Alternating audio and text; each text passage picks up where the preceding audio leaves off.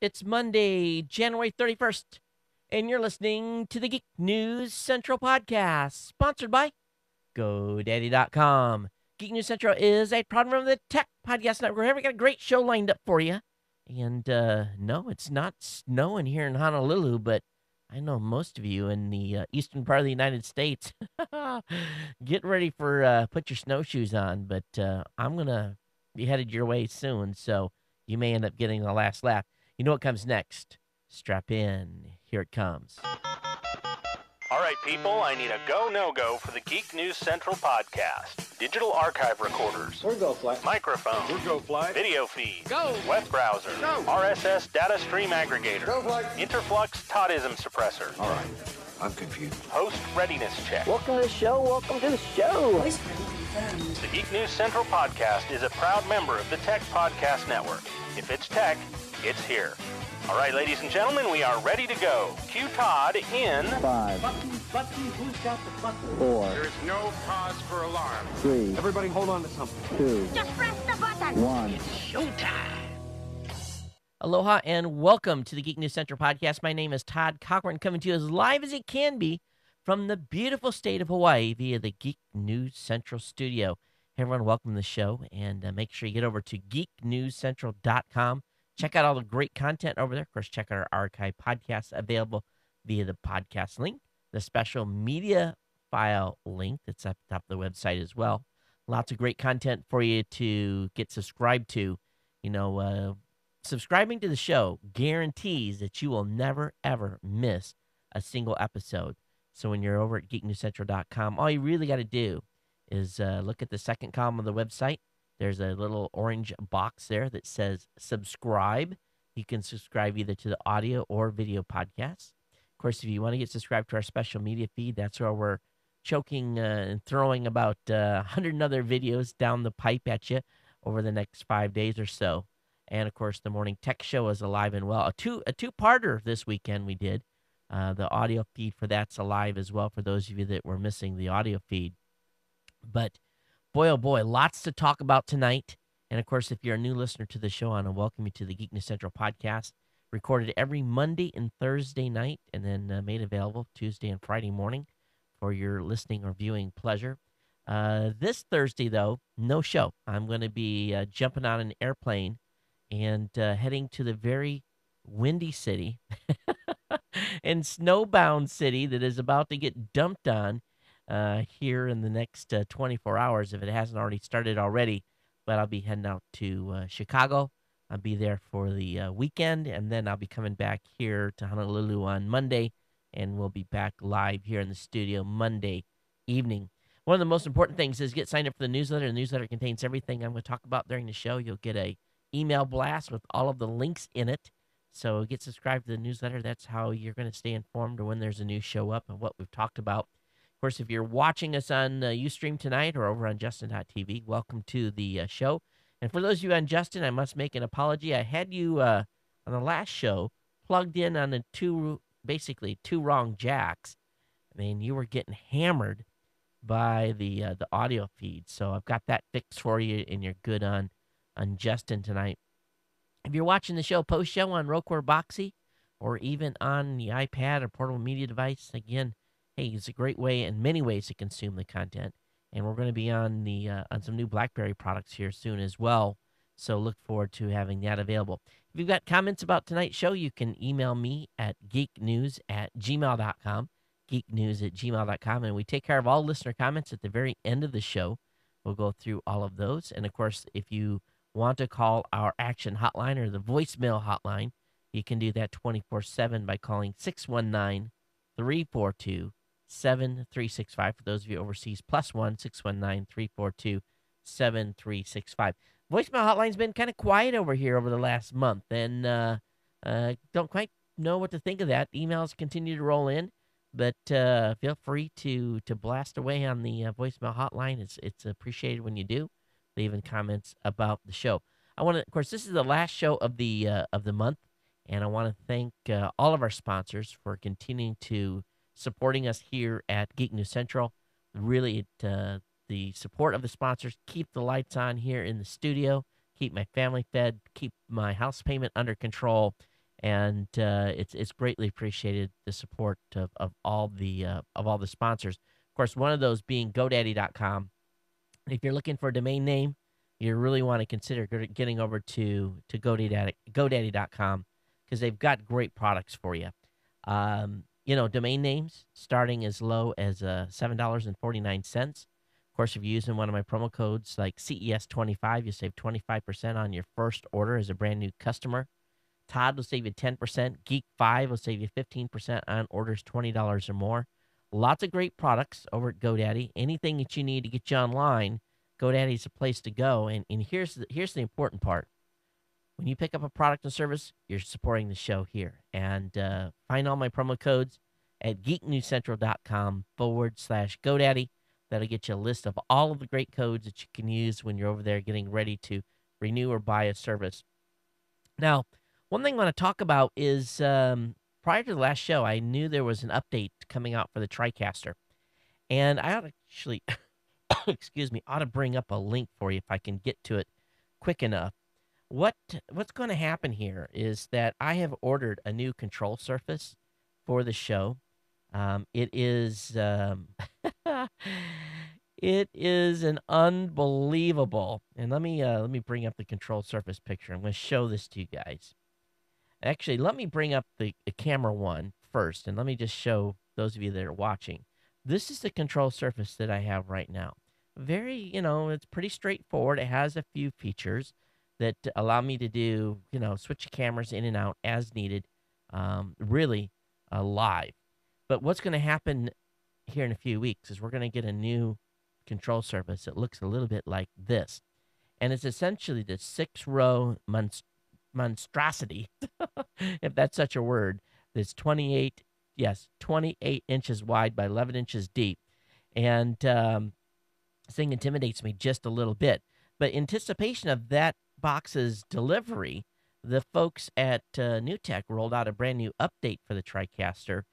And what it has done is there are certain things I can do real easy. Like, basically I can swap out video sources, no problem, back and forth. But I used to be able to use this fade all button to be able to fade the graphic, and it doesn't work quite the way I want it to work anymore, just because of the new way that it's got set up. But I think now that we're basically getting ready to go into the content, I think I'll be safe to do this. I think if I do a fade all now, let me see if I actually got this set up right.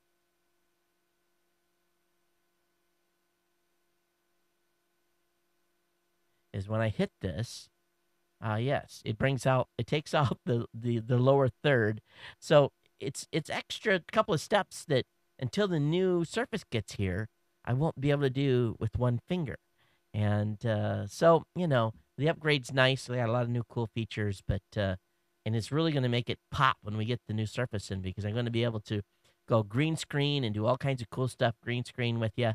And it's going to be a lot of fun. It's going to take really kind of the show to the next level. And if nothing else, make it entertaining for you guys to watch and see how much I can jack the show up. But hey, it is what it is. But for those of you listening, I know you don't care, but I just wanted to share for the audience that is viewing, which continues to grow show after show. All right, so anyway, headed to Chicago and looking forward to freezing my tail off. Not. But I had to mention that I've really been just unbelievably behind. I mean, to the point of, it really got out of control. So I begged forgiveness of my wife and said, honey, I need to basically bury myself for the next 3 or 4 days and get a bunch of work done. And worked all the way through Sunday evening late and cleared my slate. Cleared it. And really got caught up. And so now I owe Mama big because some of her honeydew lists did not get done. And so she's tapping that list and you say, okay, honey, it's getting longer. You're going to have to dedicate some time to me. And me going to Chicago this weekend's not helping. So fellas, just pray I stay out of the doghouse by the time I get back. But lots of great content that's been coming up on tpn.tv. And if you haven't been over there, definitely check that out. That's where all our team members are posting content from CES. And we're really going to be on our last push here over the next 4 or 5 days. But one thing I want to show your attention to is we've got the photo stream up there. There's about 2,000 images from the show that are available in our Flickr stream. So I've got that up. If you want to take a look at that, you can. I had it up on Geek News Central for a few days, but just a few articles that are a few interviews that are up. USB 3.0 talking about iMovie, talking about a product called Sifto, some stuff from Taser, some cool stuff about a Bluetooth watch from Casio, Fanning Wang headphones, and so forth. So there's a bunch of stuff up there new for you to check out, and we'll continue to feed that to you. Of course, all of our CS coverage would not have been possible without our sponsor, Luxor. And I want to make sure you get to the point and check out Luxor Las Vegas. It is an absolutely great hotel to stay at, and it's really great savings because you can get over there and the room start at about $40. So you can click on the link on Geek News Central, or you can click on the link at tpn.tv. It's both linked to the same drop page at the Luxor Hotel. And on your next trip to Vegas, make reservations at Luxor, and we would definitely appreciate it. It makes us look good to them, and they will definitely be inviting us back and saving us a buttload of money on our hotel stay for CES 2012. So thanks for Luxor for being a sponsor here. Okay, let me talk just a little bit about what's been going on really here in show development. I have to follow up yet on it with a couple of our Ohana that want to start shows here. And that is really, now that I've gotten completely caught up on my backlog, is at the top of my to-do list. And procrastination is enough, and I want to get these shows launched here in the next couple of weeks. So I'll look forward to making an announcement there. If you tune in on Saturday for our morning tech show, we were an hour and 45 minutes, I believe, for that show, and we covered a lot of ground and talked about a lot of cool stuff. So if you're subscribed to the morning show feed, you'll definitely want to be prepared for a double header for the audio's in one file and the video's in two. But this show that we did on Saturday really is, you'll see how the video stuff is going to be really where it's at, from being able to get an idea on what we were really talking about. So we want to thank Andy McCaskey from SDR News, and of course we thank Rob Greenlee from Zune, and coming in and offering their commentary as well. Really asking these guys to take an hour and a half or an hour and 45 minutes every couple of weeks with me on a Saturday morning is a lot. I want to thank them, and make sure you definitely check out Andy's site at sdrnews.com. And of course, he's got a new venture too. If you're an RV, considering buying an RV or have an RV, RVNN.TV is the RV news network that Andy has launched. And good luck with Andy and his set of shows over there. And I think they've got 12 or 13. Actually, you know what? It helps if I bring back the right graphic. Thank Andy for basically, or actually, just check Andy's site out and check out his new offerings as well. Okay, what else have I got in my list here? I think that's it, and just stuff that I wanted to yak about. Got a full list of stuff for you tonight. And before we get into content, of course, the last sponsor, check out Audible at audiblepodcast.com/CES. Get a free book on me. And really, I've been enjoying the suggested books that I've been recommended by audience members here. If you're already subscribed to Audible and you've got a book that you're listening to or recently listened to that you like, definitely send that over as a recommendation for the audience. I'll share it with the audience. But the best thing here about this deal is you get a free book, one free book, whatever you want. Pick out the most expensive one, whatever you want, and get it on me at audiblepodcast.com/CES. Another one of our sponsors, again, for the 2011 CES. And they really made things happen. Our bandwidth and all the stuff that was required to really put the show together would not have been possible without their support. All right, let me go ahead here and get into the content. Again, I'm looking at a map today at weather.com and looking at this just massive storm that's encompassing literally half of the United States. Oh my goodness! And hopefully you guys will be dug out before I head your way. But they say this is a monster of all storms, so we'll see if it lives up to the weatherman's expectations over the next a few days here. Let's go into talk about a site over at lifehacker.com. And there's a new app out that I thought was pretty cool. It's called iPhone Explorer. And what this does is that you can use iPhone Explorer to back up third-party iOS applications without iTunes.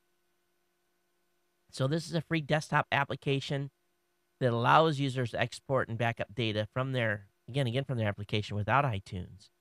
And this is kind of cool. I like this little. I played with it a little bit, so definitely check it out. I have the link up in the show notes, of course, to lifehacker.com, and you guys can download and play with this as well. I just sometimes iTunes gets a little extreme in some of the things that it does. Now, just recently, everyone's been sending me like links to like cool games and stuff that they're playing with their grandkids. And this one here, I haven't loaded it yet, but everyone's saying this is the one to pick up. And if you go over to downloadsquad.com, they've got a review of it. It's called Effing Meteorites. It's a cataclysmic, world-destroying physics time waster. But watch some video on this, and this looks like a fun one. So it's Effing Meteorites, and it's a cataclysmic, EFFING. I think if you just search for that in iTunes, you have no problem coming up with it. But this has gotten some fun reviews, and definitely a time waster for sure. You know, back when we first started doing new media, we played around a lot with BitTorrent. And for maybe a year or so, I actually had a private BitTorrent tracker that was set up to serve the media. But BitTorrent private virtual BitTorrent servers are now becoming quite the rage. And what's really even more interesting is that there's some very cool ones out there, like Seedbox is an application that you can use to set up a private BitTorrent server. But by setting up a BPS, which normally run through Linux, you'll have to learn how to use their console file for this. But there's lots of cool stuff going on the torrent front, being able to do private servers. And what I'm really excited about, I'm waiting for the folks to introduce this later this year, the video delivery via BitTorrent. And that in itself is pretty exciting to me. But if you want to share files and stuff with friends, you can always run, again, your own private BitTorrent server. Again, use with caution, but great way to move some media around between a group of people that you know and trust. Over on GigaOM, Amazon is going to be offering a streaming service, and the rollout is going to include about 5,000 movies. That if you pay about $80 a year for the Amazon Prime service, you're going to get access to as part of your subscription. So I don't know if this is Amazon's foray into trying to compete against Netflix, but we know that Amazon recently bought the European Netflix lookalike called Love Film. So we'll see. But this is supposedly going to launch, and it's going to be supposedly, again, added to your Amazon Prime account. And, remember when Amazon Unbox, and if you believe it or not, I don't even know if that's still a service or not. I haven't bought any videos from Amazon in a couple of years. But if any of you are Amazon Prime users, love to hear about the service more in detail. And then what do you think about the possibility of having a streaming service made available via that premium account? So I'd love to hear some feedback from all of you that have accounts over there with Amazon Prime. Another big thing in the news today, and of course it's making the news all over the place, is the final distribution of the IPv4 IP numbers. Essentially what has happened today is that several of the NICs have received their final block of IPv4 addresses. And essentially, this is it. This is the last blocks that are available. And now we're really at the point where IPv6 has to move forward. So we'll have to see how this plays out over the next couple of months and what kind of havoc it raised. I had a great interview with the folks at Aaron during CES that you should listen to or watch, and you'll find it on the website. This was pretty eye-opener for me. But luckily, most of us have phones and devices that are already IPv6 ready and have been for a while, with the exception maybe some stuff that you've had in your home for a while, like wireless routers and so forth, that may not be if you've had it more than a couple of years. So I will link up to this in the show notes for you. You know, one thing I didn't hear about last week was Macworld, and or 2 weeks ago. And did anybody go? Did anybody go to Macworld? Because I received really no press releases. I received no feedback from Macworld. And so today I kind of went looking for some Macworld posts to find out, okay, what happened at Macworld? And apparently there was like 300 vendors, maybe, no, 250 vendors, and about 20,000 attendees. They said that the biggest booth at the show was the show that was the company that got in trouble with Apple earlier this year. And I'll actually show you one of their products. Hang on. HyperMac. They've got a great line of storage and accessories for the Mac line. And if you remember, HyperMac got in trouble with Microsoft for for Apple by violating one of their patents for the quick disconnect power plug on all MacBooks. And they had the biggest booth. HyperMac had the biggest booth. But boy, oh boy, ever since Apple's pulled out, I guess, yawn, not a lot happened at Macworld. So if you went, earlier in the week and you've been there, anytime in the last 5 days or so, I'd love to hear your feedback on Macworld and what you saw and if you saw anything cool. How many of you have downloaded IE9? The IE9 installer has a handful of commands that can be used to help you get a better install or more limited install of IE9. And I have this link up in the show notes. I found this on a website called Within Windows. So, thing I like about it is there's ways where you can do some administration type stuff. You can set it up so it doesn't force the computer to restart. And this is more probably for those of you in the IP space that are, deploying, or more IT space, excuse me, those of you that are deploying more, deploying Windows 9 to more than Internet Explorer 9 to more than just a couple of computers. But generally not used by individuals, but there was a few things in here that I liked about it as well. But I have a link up there for you in the show notes.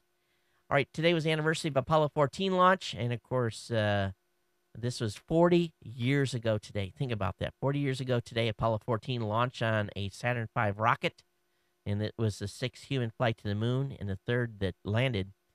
And you think about the first men on the moon. You think about Apollo 13, but you don't hear too much anymore about the follow-on flights. And if you look at Apollo 14, there was an incident happened when they were on the moon. They were actually headed out to a crater to pick up some rocks in and around this one crater. And the astronauts actually kind of almost got lost. They were on one of those on the lunar rover. And I don't know how you could get lost because you just follow your tracks back. But recently, the recent images from the Lunar Reconnaissance Orbiter revealed that they were only about 30 yards from the crater's rim when they gave up the search. But they've got a whole bunch of stuff here about that flight. And also there was some discussion about basically another anniversary where 50 years ago, was the first flight where Alan Shepard did the suborbital Mercury flight on the MR2, the Mercury Redstone. So, of course, that had been preceded by a monkey having flown before man. But anyway, pretty cool stuff. And gosh, we've been doing this for a while, haven't we? Over on Universe Today, there's a pretty cool rendition done where a blogger put together an animation showing different planets in our solar system as they would appear in the sky if they shared the same orbit as our moon. And wait till you see this thing. It's pretty cool. It's to scale. I'll have it linked up in the show notes, and you can check it out. Space Shuttle Discoveries have been once again rolled out to the pad, and for its February launch. So it's making the history, making the last trek. This is, of course, Discovery's last flight, and STS-133 is due to head upwards on February 24th at 4:50 p.m. Eastern. So just about 3 weeks away from now. So anyway, we'll see how this goes with this launch preparation. They've also got a pretty cool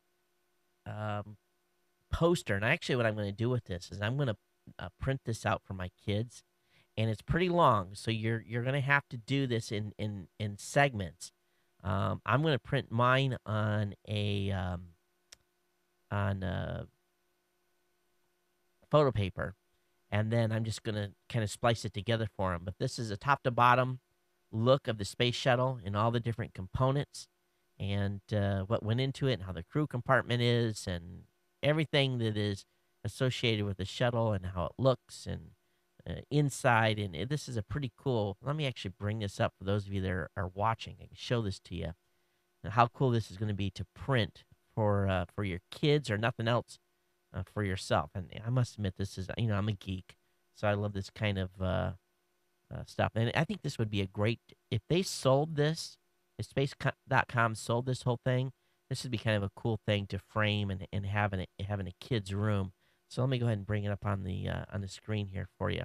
So I'm just going to scroll this through and you can see it. So again, it's the full rendition of the shuttle and what it looks like on the ground, in orbit. It's kind of a split open view from the flight deck. And the flight deck, from a standard standpoint, she's looking pretty old. She is. You think how long the shuttle's been flying.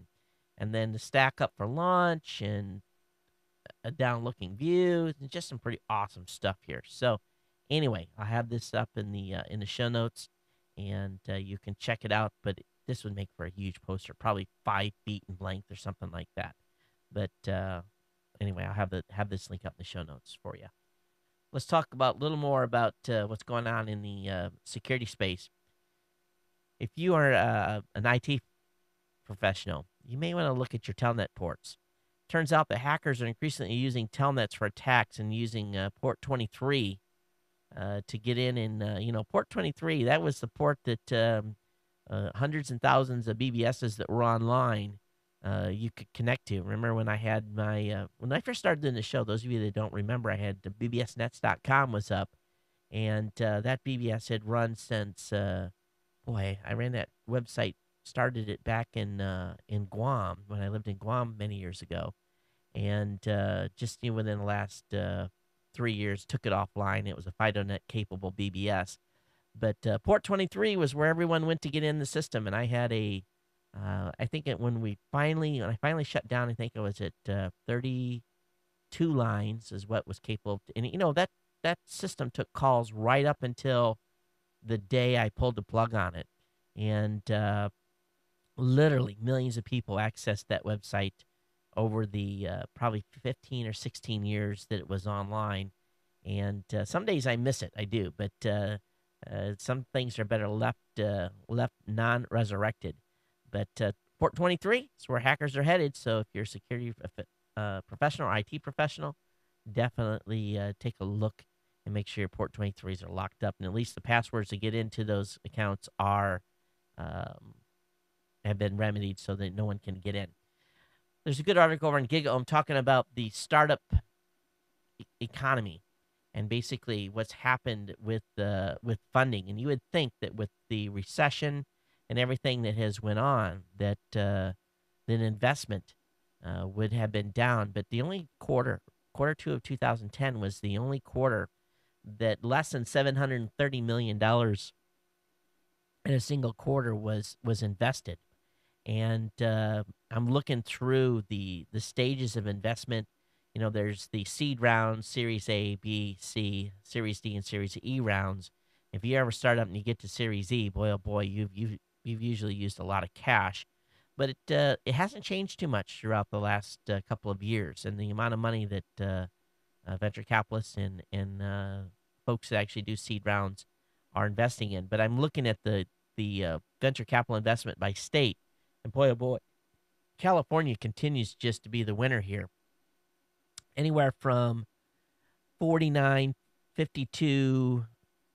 Really, they never had a month that was much less than about 50%, except for the quarter three of 2010, where Massachusetts had 49%. And I don't know why Massachusetts gets so much funding. I guess maybe it's a good state to incorporate in. But the top five states are California, Massachusetts, New York, Texas, and Washington. And then the other is really very small, about not that small, about 20%, 20 to 25% of other states get the remaining amount of venture capital. But sectors that they invested in included mobile telecom, computer hardware services, software, energy utilities, internet, and healthcare. And the internet got the majority of it, of course, but healthcare, man, oh man, on the climb in a big way, as you would expect, because of all the boomers that are getting ready to retire. But a pretty good graph, pretty good breakout on how investments were made in startup companies. For those of you that are Android fans, congratulations. Android has wrestled smartphone OS title from Symbian. And what they're showing right now by vendor, millions shipped in quarter four 2010.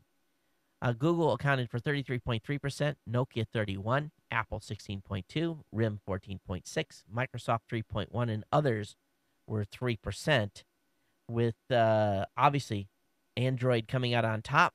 And Android is now the phone to beat. I consider it probably will be for a long time to come. And I found it interesting. I found an article that was buried away on Slashdot tonight that talked about how AT&T has basically figured out, because of their flat new in the fourth quarter, they only had 14% new subscribers come up on the iPhone.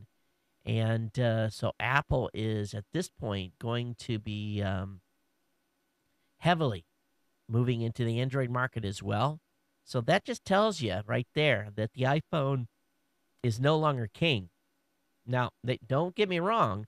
According to some discussions, they are accounting for about 95% of the earnings that are coming through cell phones as far as advertising and app sales. So they're still kicking everybody's butt in the market of making cash.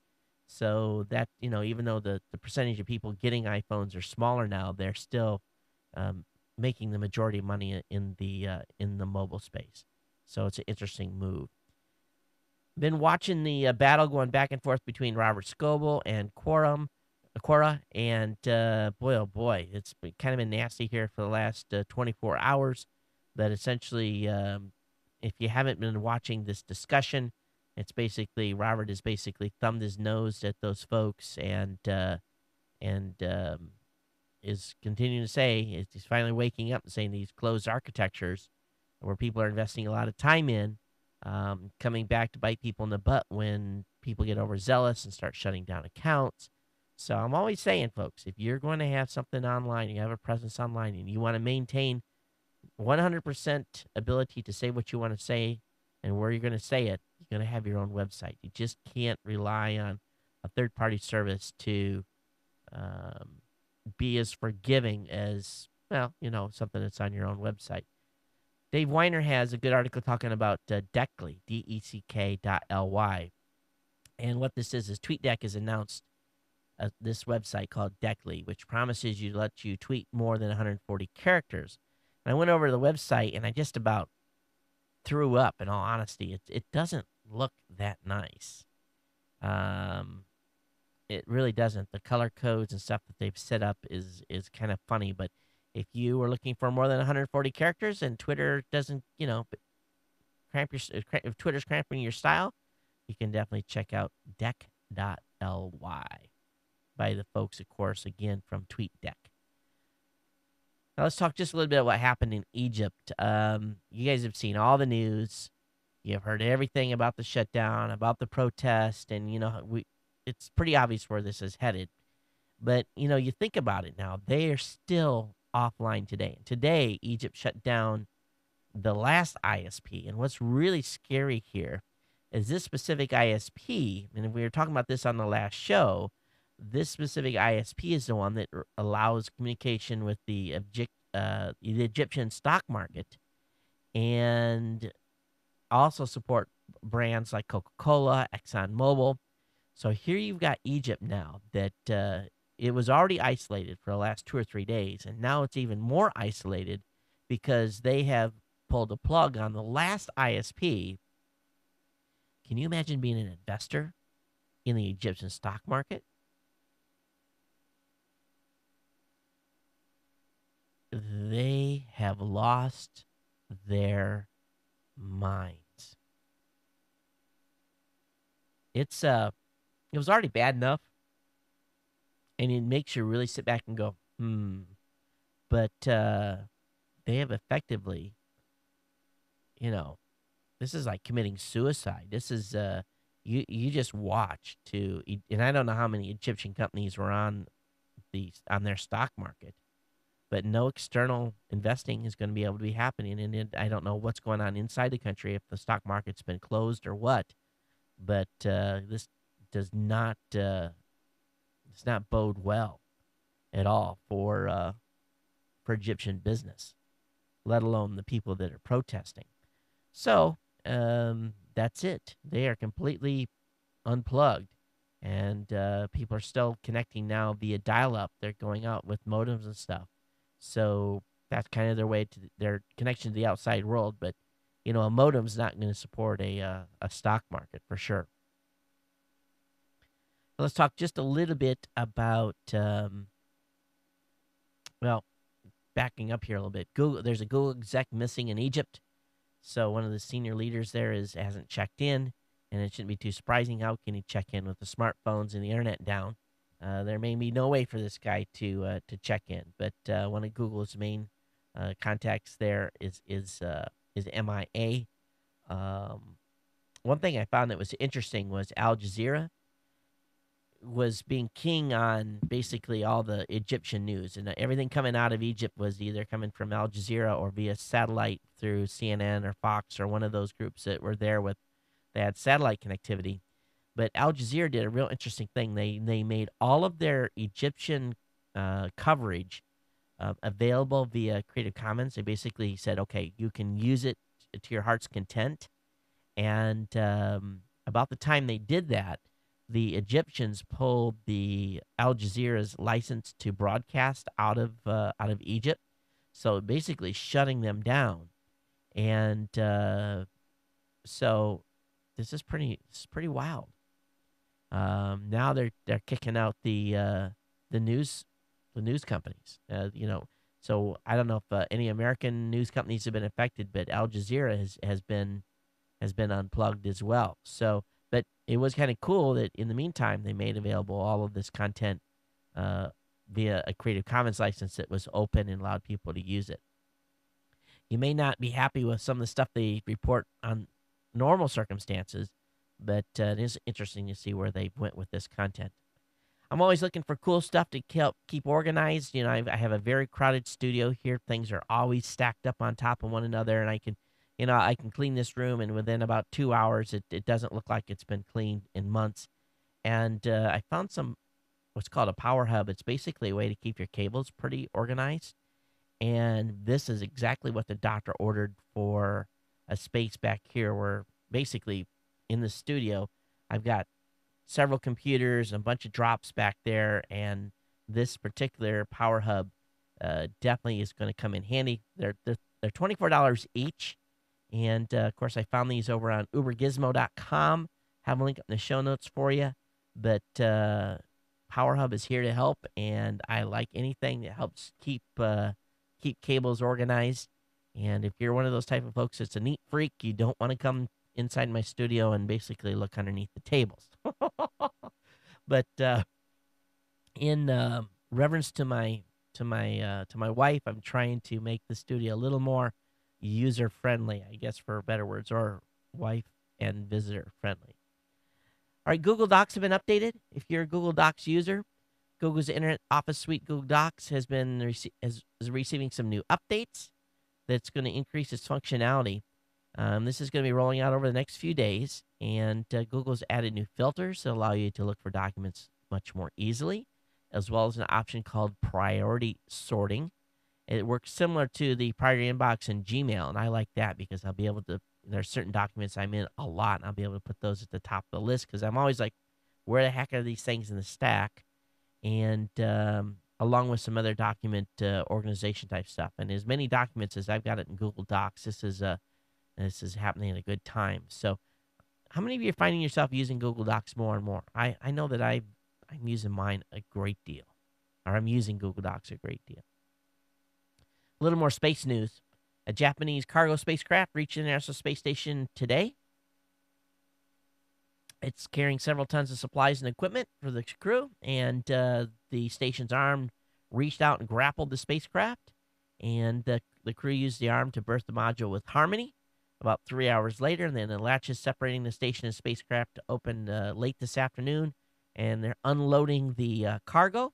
So about half of it's for NASA, and then what's going to happen is they're going to keep this the HTV docked at the station until late March, and they're going to fill it full of trash, and then punch it towards the Earth's atmosphere and burn up the trash. But yeah, they're going to unload 2,000 pounds worth of stuff and then load 2,000 pounds worth of trash. You just like, hey, go up. It's not like you can go up to the dumpster, right? So instead, they use space vehicles. It's got to be the most expensive dumpsters in the universe. As well, they're busy at the International Space Station. A Progress cargo spacecraft docked as planned on Saturday. So they've been pretty busy there. Saturday docking, and then, of course, last Thursday with the HTV. So all kinds of goodies coming up to the International Space Station. How many of you have ever seen the WikiLeaks server area? There's a good article over on Wired. We may have had this link up before, but they've got a picture in Wired about the underground caverns in which the this particular internet service provider have all their servers. And it's kind of interesting because this is actually in a nuclear shelter. And theoretically, they say it will stand a nuclear impact, and it's protected by 24-hour video surveillance and a 2-foot thick armored door. Has a couple of V12 diesel submarine engines to keep the power on when the power goes out. But has recyclable water and all kinds of stuff. So anyway, this is it shows you this thing. You look at this. It's pretty impressive. It really is. It looks like someone spent a lot of money to convert this bunker into a place where they would have basically servers for companies like WikiLeaks. Good article over on, again, another article on Wired talking about radar-toting robots are sniffing out drug tunnels. You guys have heard, of course, in the past couple of years, there have been a lot of tunnels that have been dug between the U.S.-Mexico border. And if they're not catapulting drugs across the border, they're bringing them in through tunnels. So what the U.S. authorities are doing is they are basically putting sonar sensors. They're digging holes deep into the ground, and then they're putting a sonar sensor that's on a mechanical mover to basically listen for digging up close to the border. So this is kind of interesting in that they are actively now listening for folks that are actually digging underground to put tunnels through. So we'll see how effective this is going to be. But this is, using current technology to, I don't know if they're using a seismic graph or how it's some sort of sonar or whatever. But this is pretty cool stuff. It says this is this is an R&D system. Combines traditional radar used to find oil and gas deposits with the telecom industry's method of laying fiber optic cables, and they're doing horizontal boreholes, and it's an omnidirectional radar. So pretty cool stuff. There is a hormone in all humans that basically, when it's excreted, it's called oxytocin, Oxytocin. It's it's basically a hormone that gets people to love and trust one another, and essentially, it also helps people makes them nicer and more pleasant. But this hormone also has, they're finding now, an opposite reaction. It also amplifies the suspicious. You get suspicious on somebody doing something, or a lover or a friend. This is the hormone that invokes that reaction. But what this new research is saying is that they had planned on using this hormone as basically an injection through the, or a misspray through the nose, and they had hoped to use this on folks that have autism, but they're a little bit concerned that this could amplify folks with personality disorders and could induce insecurity and have an opposite effect of what they're trying to achieve here. So I think they're relooking at possible treatments of folks with autism and stuff like that with this hormone. So I know there's a lot of people out there with autism. So if you have a family member that has that, you'll definitely want to check this out. All right, article over in Tech Dirt. Just 100,000 people have been sued in mass copyright infringement suits since the start of 2010. So largely, and we've talked about this a little bit, largely the number of people being sued now are folks in the adult industry. Adult industry are going after people that are basically sharing porn. So over 100,000 people have been sued in John Doe suits, and most of those coming from the fourth, the fifth, and the ninth circuits, and I don't know which area those actually affect, but those are the court areas in which the majority of these have been filed. But number that have been dismissed so far have been a little over 29,000 since the beginning of 2010. So that tells you how many people have ponied up and wrote checks to these organizations. Another article over in Tech Dirt talking about how China doesn't want their people reading about how the Egyptian uprising is happening. So what they've been doing is China has not risked having this happen within their own country. So what they've been doing is they have been blocking any mention of Egypt. And I don't know how effective this is, but obviously China and other countries don't want the populace to get the idea that if they raise enough HELL, that they will, get regime changes. So that hasn't happened, obviously, yet in Egypt, but we'll see. We'll see how long this is going to take. Hey, Google is hiring Android devs to close the apps gap. So apparently they are hiring Android developers specifically to boost the number of apps available for the platform. And they think there's money to be made. So they are going to be working to close the gap between Android and iOS. So we'll see. Maybe we're going to have a bunch of cool apps coming from the developers at Google. I think we've all heard a little bit about the white iPhone and why the white iPhone was not launched. But Steve Wozniak basically has confirmed that he knows why the white iPhone was not launched and why it continues to be delayed. Is that apparently the proximity sensor, which disables the touchscreen when the phone is held close to the face, is affected by the white case. Along with that, the camera's flash bulb, he said, leaks too much light.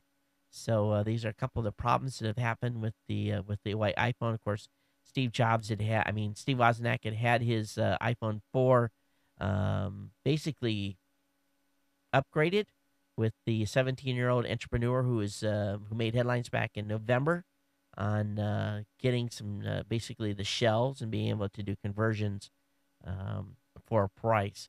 So kind of interesting that there's a little more information coming out from Woz. Let's see here. How many of you are using the iPad for magazine subscriptions? I've been watching the number of magazines and newspapers that are becoming available on the iPad and been checking out some of the offerings. And some of them are good, some of them are so-so. But there's an article on Fox talking about 5 things that people want from the iPad-only newspaper apps. Number one, they want innovative sharing. In other words, they want to be able to share information that they read with friends. They want deep link to other content. So if they talk about a specific website, you'll be able to have a link to it to get to. Clippable stories is where you basically can clip out stuff and store it somewhere separately. And, of course, video built in as well. And I think that pretty much sums it up. I think that would make some pretty good, a pretty good news app. And this is what Fox has basically said and was going to make a good iPad-only newspaper. Now, The Daily is a newly launched website for iPad-only news services, so you can check that out, The Daily. And I don't have a link. Is there a link to that? It's called thedaily.com. So I'll have this link up in the show notes where you can check this out.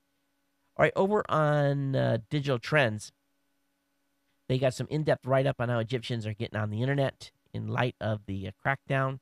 And as I said on the last show, you're definitely going to want to make sure that you keep an old modem laying around. Keep it in a box. Don't throw it out. I think I have one U.S. Robotics modem left, external. Yahoo is claiming that it's not going to ditch Flickr. There's been a lot of worry about folks that use Flickr that with them announcing recently shutdowns of some other sites. But Yahoo is saying they're committed to Flickr and that they are not going to be shutting it down. I don't know if that's going to help. There's a lot of different sites out there that compete with Flickr now. And so, I've only been using Flickr for probably 3 or 4 years. And the question I have for all of you, what are you guys using for photo sharing sites? What's the sites you're using today?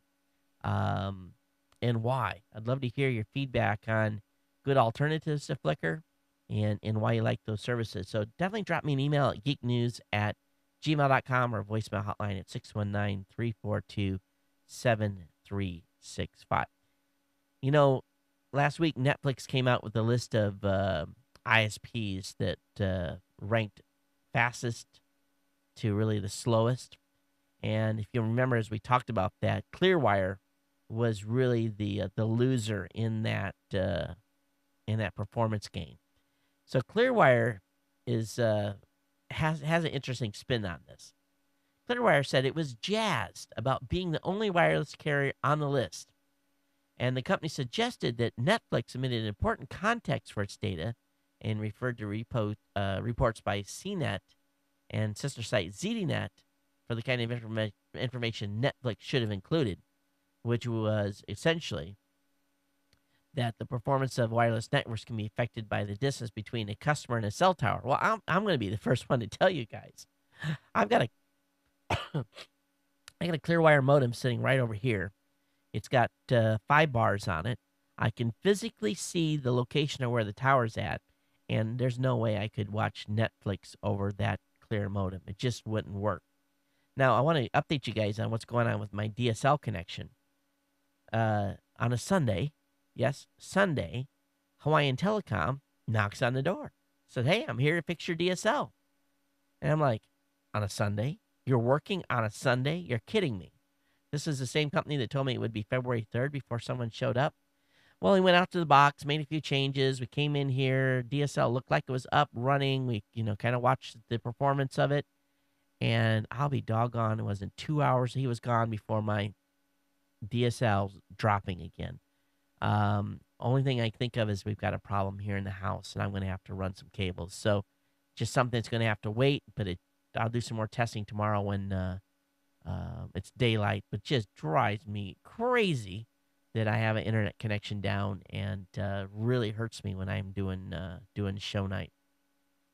All right, Netgear CEO, man, he went off the top rope, slamming Steve Jobs, and I hope this doesn't come back to bite this guy in the butt, because obviously Steve Jobs has got some medical issues, and whenever someone's sick and not feeling well, or you don't kick them while they're down. It's just not nice.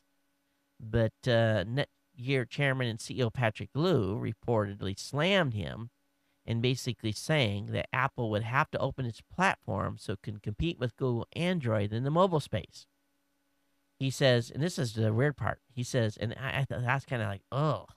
He said, once Steve Jobs goes away, which is probably not far away, can you believe he said that?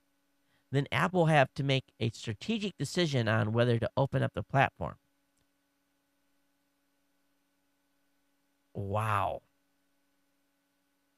Lowe also criticized Jobs' ego, which he said led to the public trashing of Flash. He said, what's the reason for him to trash Flash? There's no other reason other than ego. And I was like, wow. I just can't believe that this guy said that. Now, I think we'd all like to see Apple be a little more open, but they've never been open. Under Steve Jobs' rule, Apple will remain a very tight-lipped, closed.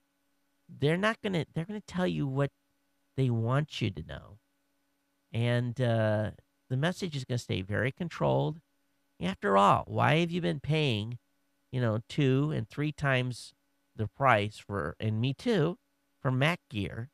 Look at this MacBook Pro I have here on the desk. I know what I paid for it. I know what I paid for my last PC, and I can guarantee you the PC does just as good of a job, but is a heck of a lot cheaper than this MacBook Pro. But it's all about the experience. It's about the prestige. It's about the, they've sold Macs on emotion, not on, really not on, doggone it. Sorry, those watching on the video. They haven't sold it on basically being logical.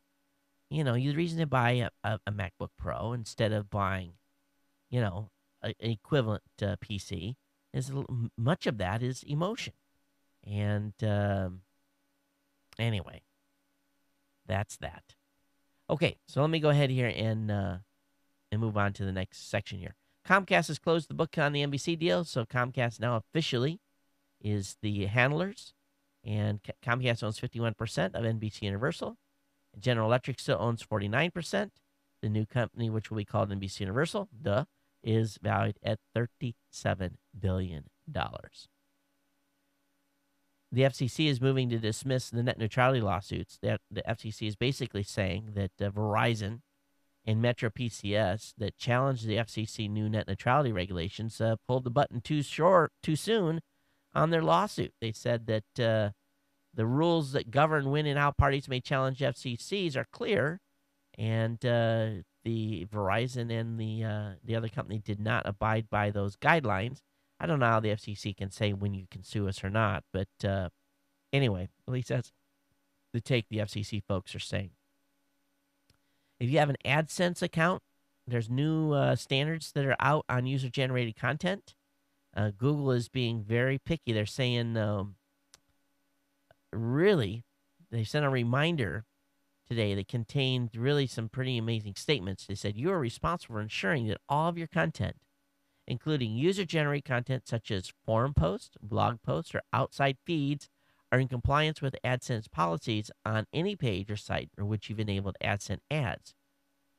So we know that Google won a legal battle, because, who is it, Viacom, and basically saying, hey, we don't police our websites.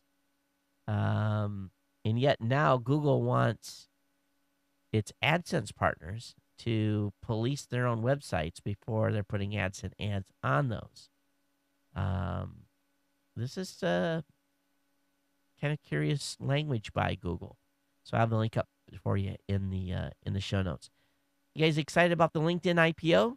Well, it's probably going to be the first of many social media sites that are going to be doing initial public offering. They're expected to make around $171 million on this.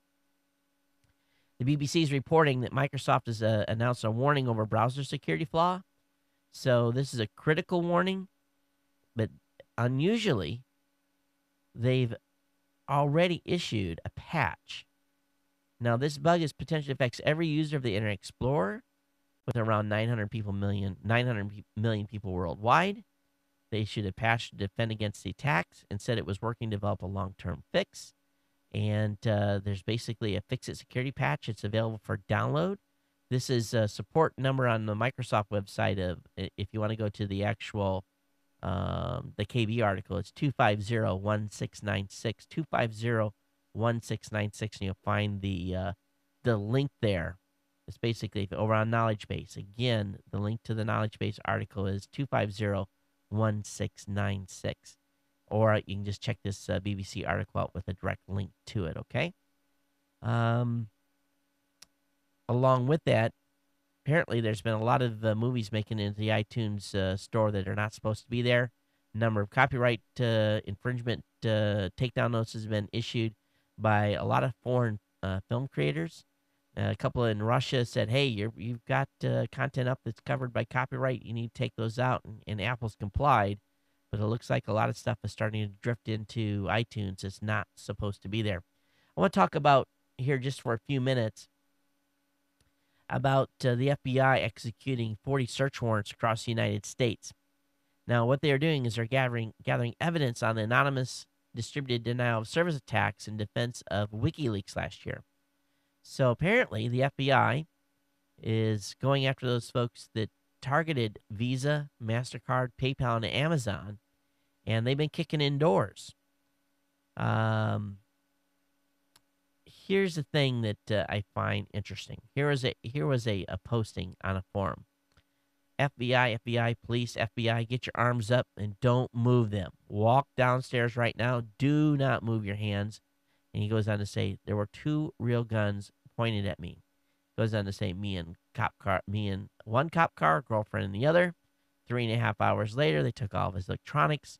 And this is being repeated over and over again. As I have said many, many times on this show,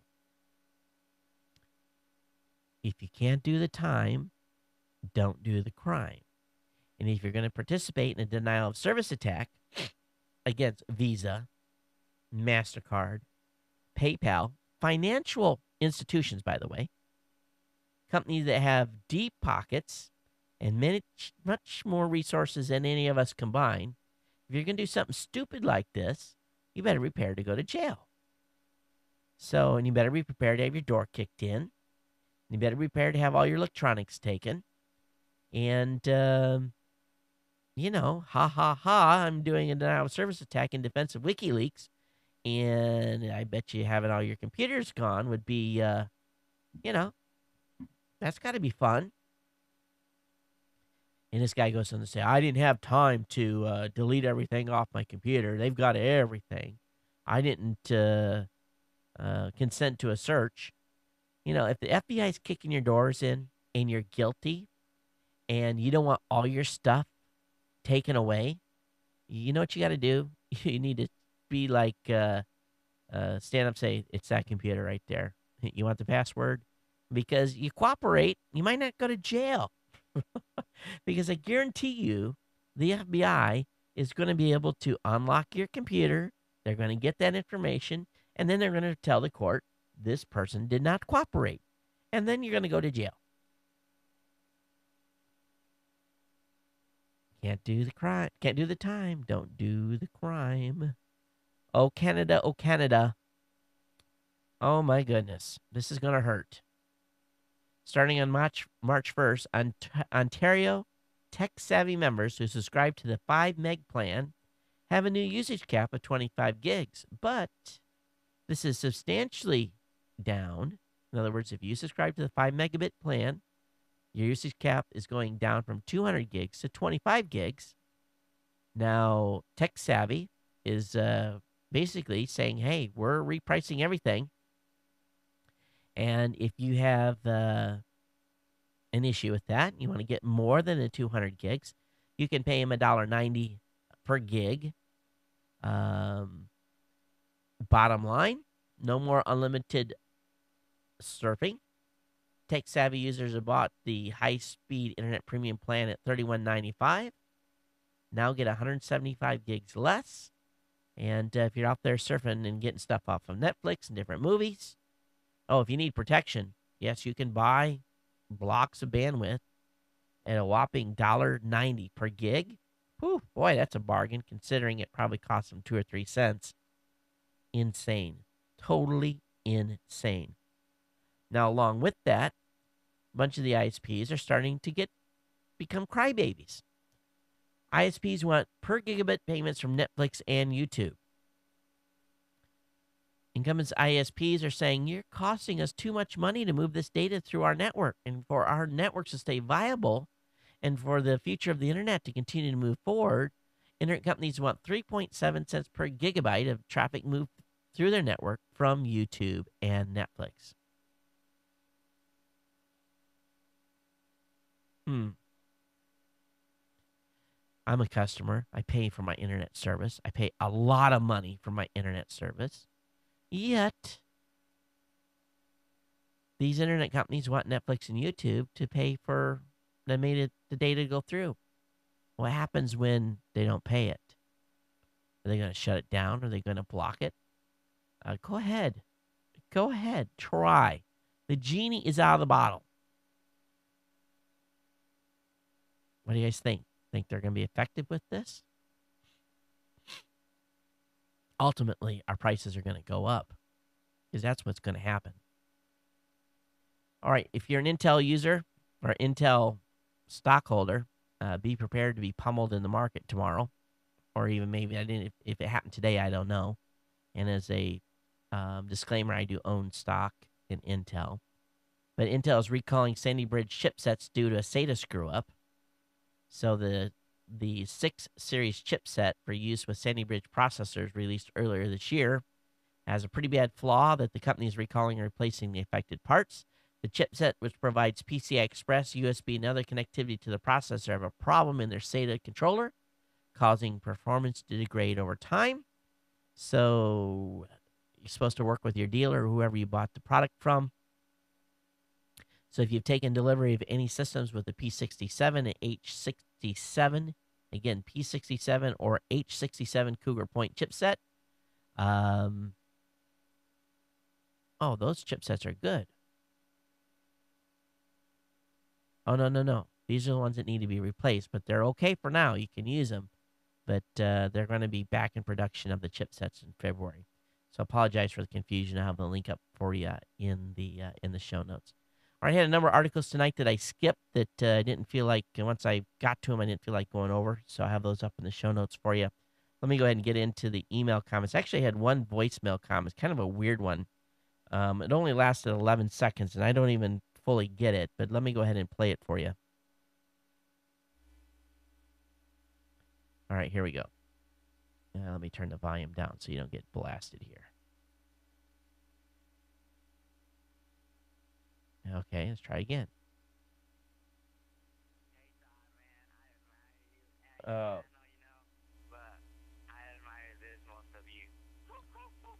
All right, let's try this again. I don't know if you can hear.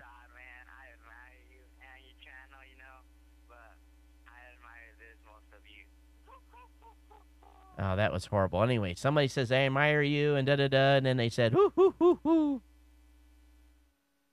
So I guess it wasn't loud enough. I must have that jacked in wrong. So anyway, I'll just patch it in. Kind of weird. It was whatever it was. I'm glad you had a good time.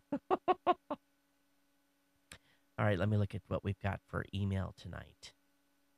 And what is today's date? Today is the 31st. Anything after the 28th. All right, here we go. Got an email from Jason. He said, "Hey, Tom, I'm not sure what your Canadian demographic is, but this can't help. You as online media." This is just about what we were just talking about. Was the new bandwidth caps are coming on board. He says, The CRTC, Canada's incompetent version of the FCC, has ruled that Bell, our largest phone company, can force its resellers put caps on their service and make them pay ridiculous overcharges. My internet is going from $30 Canadian with a 200 gig cap and with the option for unlimited for $10 more to 25 gigs. Yes, 25 gigs a month and at $1.90 gig over for the same price. I had cut the cable years ago and got TV from broadcaster sites and podcasts. This is really going to hurt me and force me to rethink things, which is exactly what Bell wants. Also, Bell is the largest satellite TV and phone provider, but they also own or partially own TV stations and newspapers. Welcome to the wonderful world of one company owning everything. Please tell any Canadian listeners to call, email, and write their MP, mayor, anyone that can help to get this overturned. Here's a great site covering the issue and helping to fight for us. It's called openmedia.ca. Again, openmedia.ca. And Jason is up there, one of our Canadian listeners. So definitely check this out. Man, I feel your pain. This is horrible. I just cannot even imagine. I really can't. This show wouldn't survive. It wouldn't. I got an email here from JP. He says, I don't know if you've seen this, but Chinese travelators, the wheelchairs, apparently up to snuff yet. And what is this? What is this? He links me to here. Video of a Chinese career, CARER, has been badly injured after trying to slow a patient wheelchair as it sped down a travelator in Jiangsu province. Oh my goodness. Yeah, they need some brakes on this thing. So I have a link up. You don't put wheelchairs on escalator? Oh my gosh. I have this link up in the show notes for you. That was a good one. Thanks. I hope the guy was all right. Got an email here from Near. He says, hey, Todd, I've been listening to GNC for the past several years and heard your promotion go-to-meeting service ever since up until now. I had no really use for it. Skype is good enough. However, recently I scheduled a go-to-meeting conference with a U.S. partner. The audio quality was excellent. Unfortunately, in the middle, we lost internet connection for a while, so we reverted to Skype. The audio quality was noticeably inferior. On the other hand, we could not see the video that was running on the other computer. Possibly the bandwidth was not wide enough. However, I did have a copy of the video preloaded on my end so we could run it simultaneously, time synchronized on both sides of the pond. That's just my 2 cents worth, Near. Hey, Near, thanks for that. I appreciate it. You know, what we've seen with playing video in GoToMeeting is that you're basically somehow it's frame capturing and sending, so you never get a full. We've had it so sometimes people see the full, basically a full motion video, but I don't think it would work really good, especially over long distances, which, obviously if you're talking with someone in the United States and you're in Israel, it's obviously a long haul. But thanks for your feedback on that. But I'm glad the GoToMeeting audio is better than what you had over Skype. And so thanks for that feedback. He also goes in to say, he says, what are your Android using listeners doing for podcatching? What is your recommendation? Up until now, I just use the Zune Marketplace, but I'm looking for something that would download directly to my Android device. Google Listening and Beyond Pod seem to have a mind of their own, or maybe I have not mastered the art yet. Thanks, Near. Near, soon we'll have an Android app for you. But what is everyone's using right now with your Androids? What are you guys using for a podcasting app? Love to hear you guys' feedback. Okay, we're at the end of the show, and right on time, because if I go much longer, we'll go long or too long. But thanks for the feedback. Keep the comments coming. geeknews@gmail.com. Voicemail hotline 619-342-7365. Obviously, I've been just hammering away at getting a lot of content up. And I want to thank our bloggers at Geek News Central for all the hard work that they've done in helping me get these things online. Their reward comes tomorrow when they start billing me for all their work for January. And I had to transfer a couple $1,000s into my PayPal account to make sure it all got paid for. So if you've enjoyed the CES content, this is a great time to make a donation to the show. And you'll find a one-time donation link on the insider page at geeknewscentral.com/insider. One-time donations definitely are help. So if you've liked the coverage and want to make a little donation to the show, we definitely appreciate it. It will help the cash flow situation. But we've had so much stuff, I just had to, basically turn it over to the writer's hands and help me get it all online. Just because I'm still in beyond task saturation mode at this point. But I want to thank you all for your support of the show, and thank you for support of the sponsors as well. And it's been my pleasure to bring you this edition of the Geek News Central podcast, and I will not see you again until next Monday when I'm getting back from Chicago. If I get out, first of all, I got to get out. So if there's a show Thursday night, that means I didn't get out. But we'll see, and I hope all of you are safe during this storm and get dug out. And everyone take care. We'll see you next time. Aloha.